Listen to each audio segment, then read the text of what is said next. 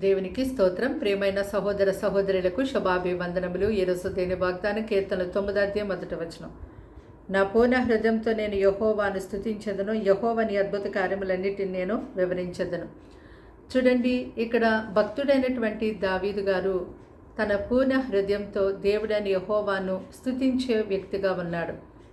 అలాగే క్రీస్తును ఆరాధిస్తున్నటువంటి ప్రతి ఒక్కరూ కూడా ప్రతిరోజు పూర్ణ హృదయంతో దేవుని ఎంతో స్తుతించేవారిగా ఉండాలి. అంటే దేవుని యొక్క వాక్యాన్ని అనుసరించి, దేవుని యొక్క మాటకు లోబడి, ప్రతి విషయమందు కూడా దేవుని మీద ఆనుకొని ఆధారపడి జీవించేవారిగా ఉన్నప్పుడు పూర్ణ హృదయంతో మనం దేవుని స్తుతించే వ్యక్తులుగా ఉన్నట్టే. అలాగే ఇక్కడ భక్తుడు అంటున్నాడు, దేవుడు నా పట్ల చేసిన అద్భుత కార్యములన్నిటినీ నేను వివరిస్తాను అంటున్నాడు.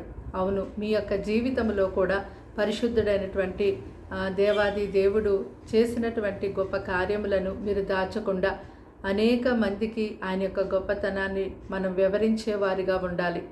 దేవుడు చేసినటువంటి మేలులను, కార్యములను కొందరు అసలు ఏది కూడా బయటికి చెప్పకుండా వాటిని మరుగు చేసేస్తూ ఉంటారు.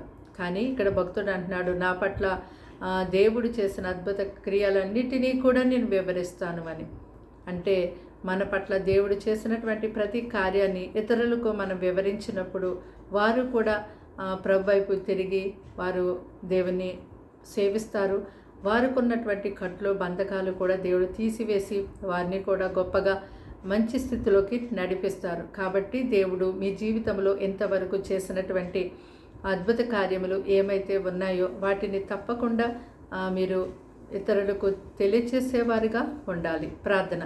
దేవానికి వందనములు, స్తోత్రాలు, స్తుతులు చెల్లిస్తున్నాం తండ్రి. మాటలు వింటున్న నీ బిడ్డల్ని మీ రక్తంతో కడిగి ముట్టి స్వస్థపరిచి బలపరచండి.